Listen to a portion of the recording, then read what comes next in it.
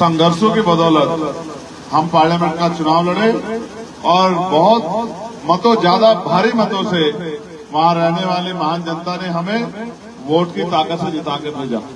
मैं लगभग 1.5 लाख से ज्यादा वोटों से जीता और फिर जब पार्लियामेंट में गया तो पार्लियामेंट में जाके, जिस दिन से मैं पार्लियामेंट में गया था, मैं पहला आदमी था जिसने पार्लियामेंट में डॉक्टर बाबा साहब अम्बेडकर का नारा जोर शोर से लगाया। मेरे बाद बहुत सारे लोगों ने वहां जय भीम के नारे लगाए।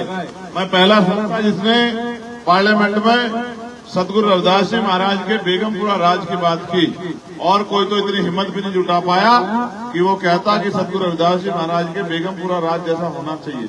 लेकिन आज मैंने वहां गुर्जर रेजिमेंट बनाने की मांग भी पार्लियामेंट में जोर शोर से उठाई और चमार रेजिमेंट को बहाल करने की मांग भी बड़े जोर शोर से उठाई।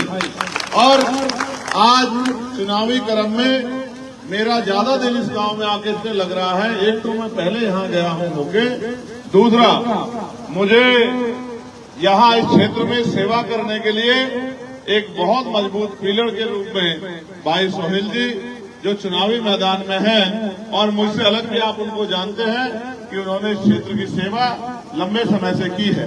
ये तो धन्यवाद दीजिए डॉक्टर बाबा साहब अम्बेडकर का।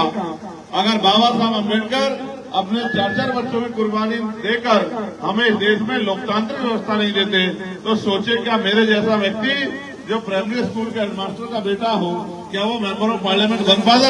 यहाँ तो इस देश में राजा महाराजा राज करते थे या पैसे वाले उनकी औलादें राज करती थी। यहाँ कोई किसी गरीब के बच्चे के लिए आगे बढ़ने का रास्ता नहीं था। ये रास्ता तो वोट के अधिकार देके डॉक्टर बाबा साहब अम्बेडकर ने खोला, और उनके बताए रास्ते पे हमारे गुरु माननीय काशीराम साहब ने समाज को जागरूक करके समाज को अपने पैरों पे खड़ा होना सिखाया। हम उन्हीं के कारवां को आगे बढ़ा रहे हैं। मैं आपसे पूछना चाहता हूँ, पूरी ईमानदारी से जवाब देना कि बाबा साहब अम्बेडकर माननीय काशीराम साहब के सपने पूरे हो गए हैं क्या? बताओ हो गए हैं क्या पूरे? तो फिर जिन लोगों के कंधों में जिम्मेदारी छोड़ी थी, क्या वो उसको पूरा करने का काम कर रहे हैं क्या? अगर पूरा करने का काम करते तो क्या इस देश में आज भी 75 साल बाद भी बुनियादी सुविधाओं से हमारे लोग वंचित रहते?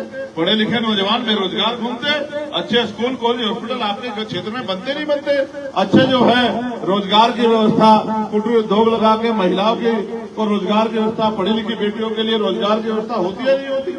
इस देश में बाबा साहब अम्बेडकर तो चाहते थे कि हम लोगों के हाथ में राजकाज आए। कौन कर रहा है राजकाज का काम? 5 साल में कुछ लोग सिर्फ चुनाव लड़ने आते हैं। एक आजाद समाज पार्टी भीम आर्मी के लोग पूरे 5 साल सड़कों में संघर्ष करते हैं। जब भी आपकी तरफ जुल्म की कोई आंधी उठती है, उसका सामना सीना तान के करते हैं। इसके बदले में उनको मुकदमे झेलने पड़ते हैं, जेलें काटनी पड़ती है, लाठियां खानी पड़ती है।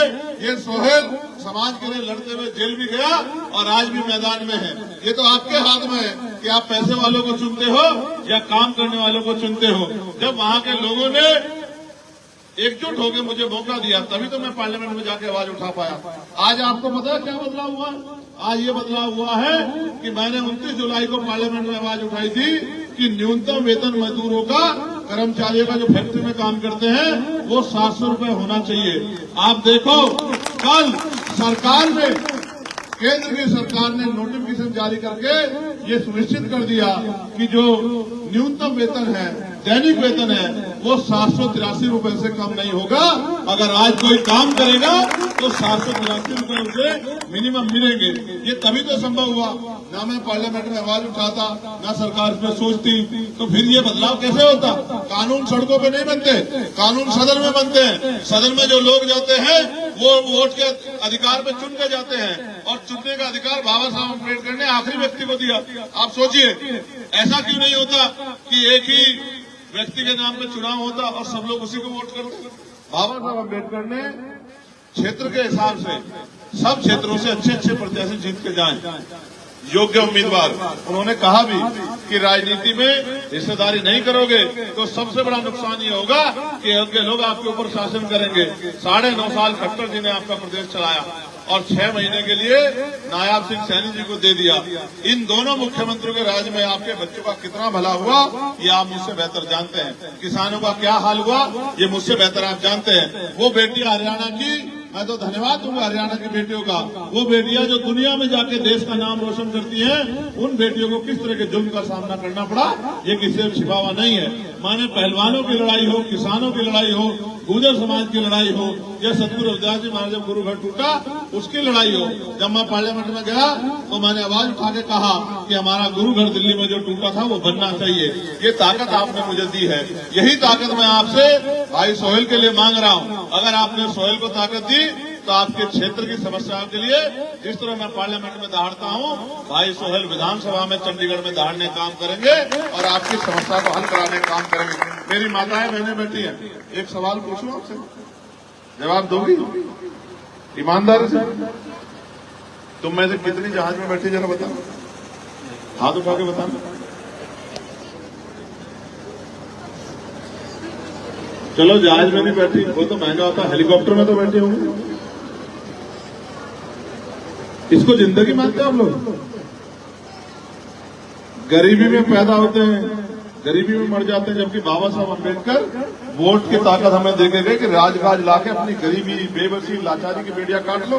ये चुनाव है, बड़े से बड़ा तुर्रम खा जो है, बड़े से बड़ा पैसे वाला आपकी बस्ती में आएगा, पैर छुए कहेगा अम्मा मेरे सर पे हाथ रख दो, अम्मा मेरी मदद कर देना, मुझे आशीर्वाद दे देना। और चुनाव के बाद फिर 5 साल के भी ढूंढा हुआ आता है कोई? आप बताओ, पिछली बार जिसको वोट दी थी, मैं तो नहीं आया वोट मांगने, पिछली बार जिसको वोट दी थी आपने विधानसभा में, क्या 5 साल में 2 बार आया आपके गांव में? कभी चुनाव के बाद आया पूछने की आपकी हालत क्या? आपके बच्चों की पढ़ाई कैसे पूछने आया? आपके पढ़े लिखे बच्चे बेरोजगार घूम रहे में पूछने आया? कभी आपकी महंगाई और आपकी बुरे हाल को कभी पूछने आया? आपकी सड़कों, बिजली, पानी की व्यवस्था पूछने आया?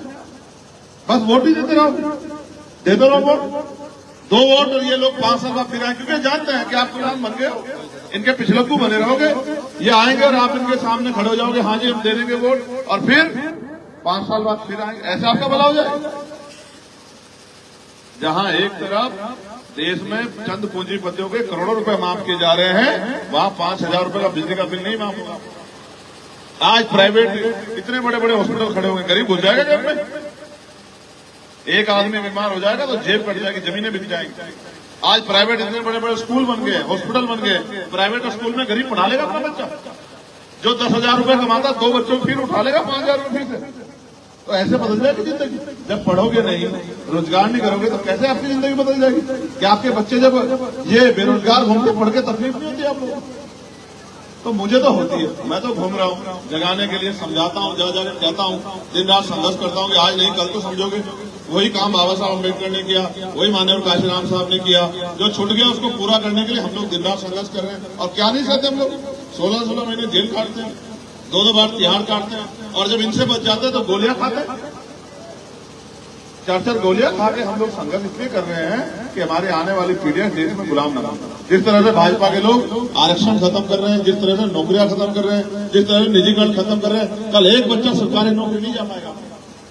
इसलिए मैं आपसे कह रहा हूं कि आप पार्लियामेंट में तो इतने एमपी एमएलए हैं, इतने एमपी पार्लियामेंट में, कौन उठाता आपकी आवाज? सुना आपने पूरे पार्लियामेंट में? एक अकेला चंद्रशेखर आजाद आपके हितों के लिए, दलितों के लिए, पिछड़ों के लिए, मुसलमानों के लिए, गरीबों के लिए, किसानों के लिए, सबके लिए लड़ता है जितनी हिम्मत है। तो आप नहीं चाहते आपके यहाँ से भी कोई ऐसा नौजवान खड़ा हो जो आपके लिए लड़े? और अगर भाई आप नहीं चाहते, देखो एक कहावत है, आजमाए हुए को आजमाओगे तो वही मिलेगा जो मिलता है। जो मिल रहा है उसमें खुश हो गया, जो मिल रहा है खुश हो। बाबा साहब ने वोट का अधिकार राजकाज के लिए दिया था।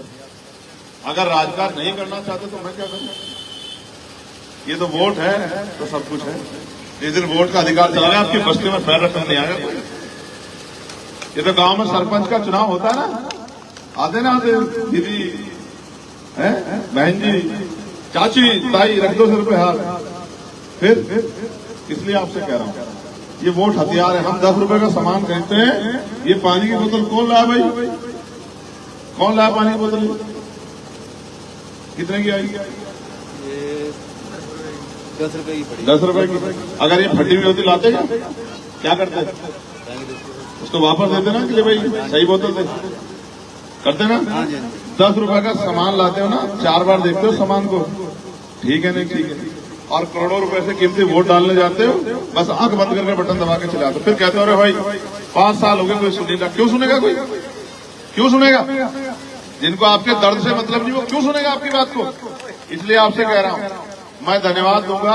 आज हमारे साथ बहुत ही महान शख्सियत मान्यवर काशीराम साहब जो हमारे गुरु हैं, हमारे रहबर हैं, उनके छोटे भाई श्रद्धेय दलवारा सिंह जी आए हुए हैं।